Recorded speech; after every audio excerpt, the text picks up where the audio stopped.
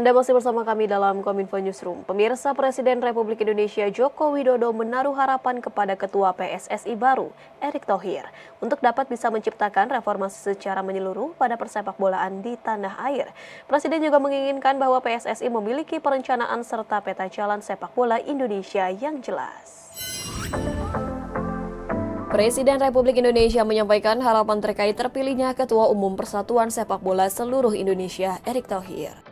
Presiden berharap Erick Thohir dan pengurus PSSI yang baru dapat mereformasi menyeluruh persepak bolaan di tanah air. Presiden menginginkan PSSI memiliki perencanaan serta peta jalan sepak bola Indonesia yang jelas untuk mencapai target jangka menengah hingga jangka panjang. Menurutnya, dengan memiliki perencanaan yang jelas dan baik, hal tersebut akan memajukan persepak bolaan nasional. Pemerintah tidak akan intervensi apapun kepada PSSI. Tetapi yang paling penting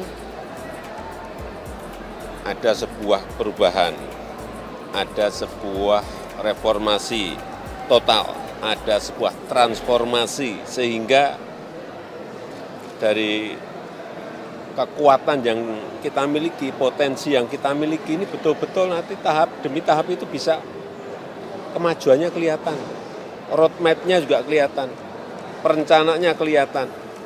Mau apa dalam 50 tahun, mau apa dalam 25 tahun. Nanti kalau pas minggu depan kelihatannya akan ketemu, akan saya tanyakan itu. Sudah ada peta jalannya belum? Ada targetnya belum? Untuk mencapai target itu apa yang dilakukan? Semuanya harus terencana secara detail. Kalau mau sepak bola kita maju. Selain itu, Presiden juga menyampaikan bahwa pembangunan infrastruktur pendukung juga tidak kalah penting, khususnya pembangunan base camp yang lengkap, sebab hingga saat ini fasilitas tersebut belum dimiliki oleh PSSI.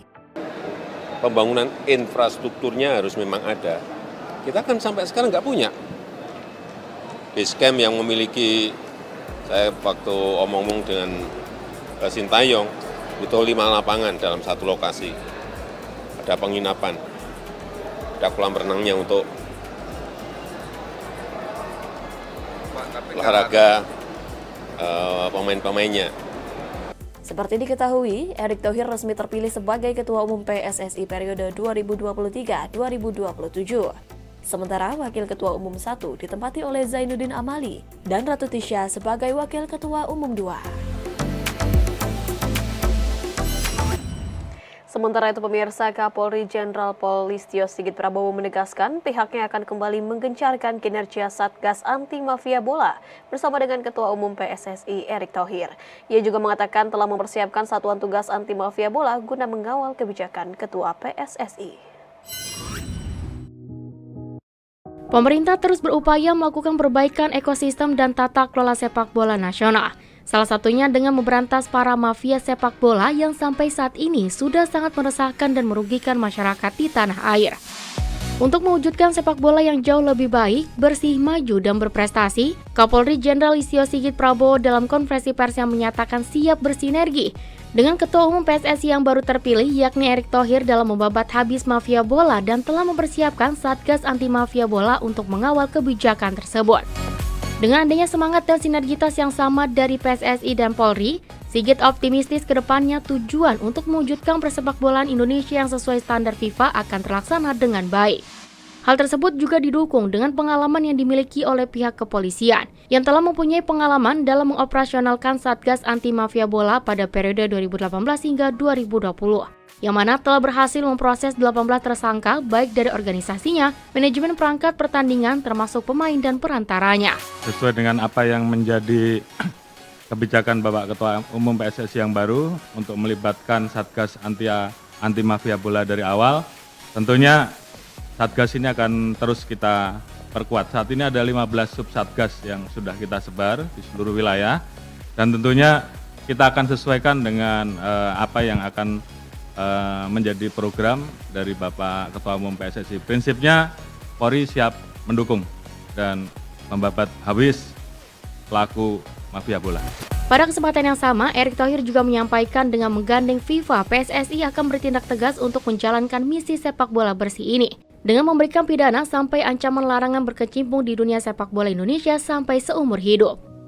Lebih lanjut, Erik pun telah menyiapkan langkah reaktif sekaligus proaktif dengan menggandeng Polri. PSSI akan membentuk sistem yang mencegah atur skor demi menjerat para pelaku pengatur skor di tanah air ke depannya. Ketika pihak kepolisian sudah membuat Satgas, saya rasa upayanya sangat bagus.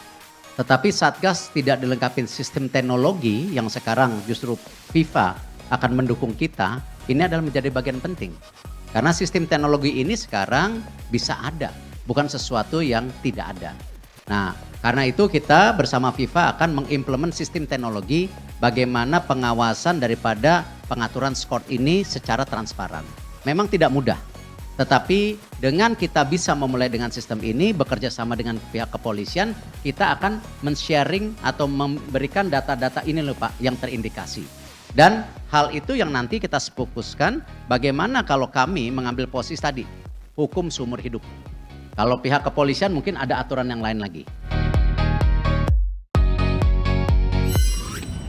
Presiden Joko Widodo menerima kehadiran para pengurus PSSI periode 2023-2027 di Istana Merdeka Jakarta. Presiden meminta agar PSSI segera membuat blueprint jangka pendek hingga menengah terkait pembangunan sepak bola Indonesia.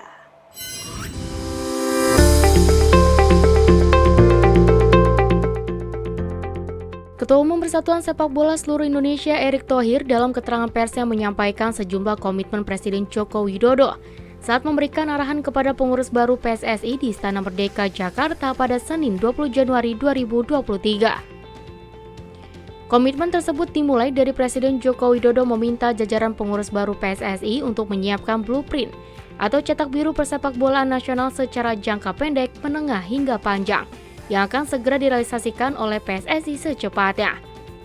Adapun untuk merealisasikan persepak bolaan Indonesia yang lebih baik lagi, pemerintah juga mendukung pembuatan training center. Untuk timnas Indonesia yang merupakan bagian dari peningkatan prestasi skuad Garuda di ajang kejuaraan internasional. Terkait perizinan pertandingan, pemerintah juga mengimbau harus segera diterbitkan 3 bulan sebelum musim kompetisi dimulai, sehingga nantinya upaya ini akan didukung oleh Kapolri dan akan mempercepat proses perizinan tersebut.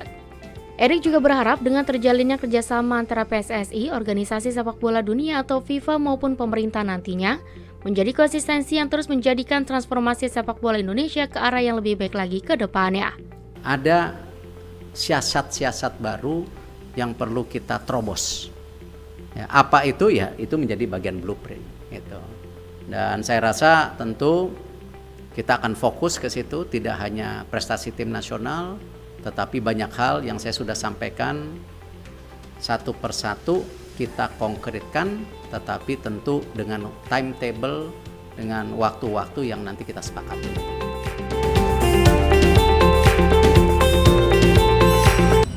Kita beralih ke informasi lainnya pemirsa. Sebagai upaya mendukung target pemerintah dalam transisi energi dan pengurangan emisi karbon, Presiden Republik Indonesia Joko Widodo mendorong penggunaan kendaraan listrik di tanah air. Hal tersebut disampaikan oleh Presiden Joko Widodo usai membuka pameran otomotif Indonesia International Motor Show tahun 2023.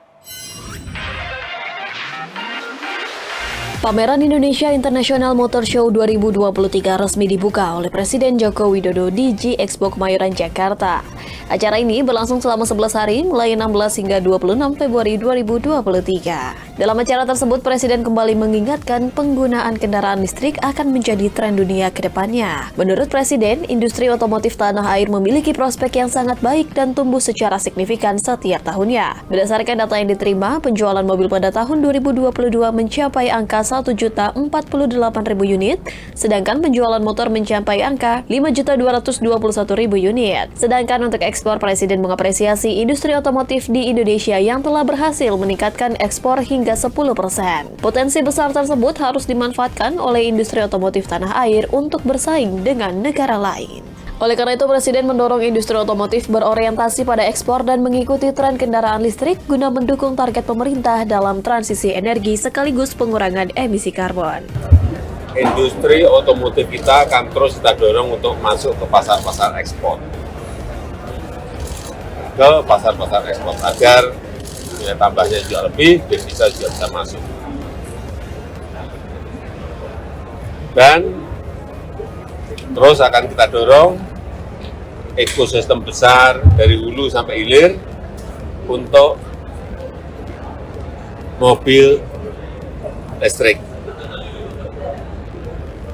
Terus akan kita dorong disambungkan dengan pembangunan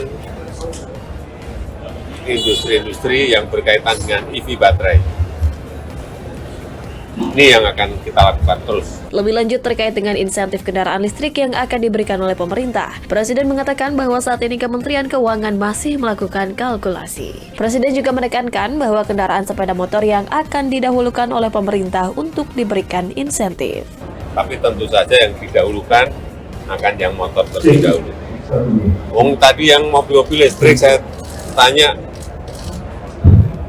ngantrinya ada yang setahun. Udah banyak ya Pak ya? Ngantrinya udah ada yang 2 bulan, ngantrinya ada yang 6 bulan, inden. Apalagi diberi insentif.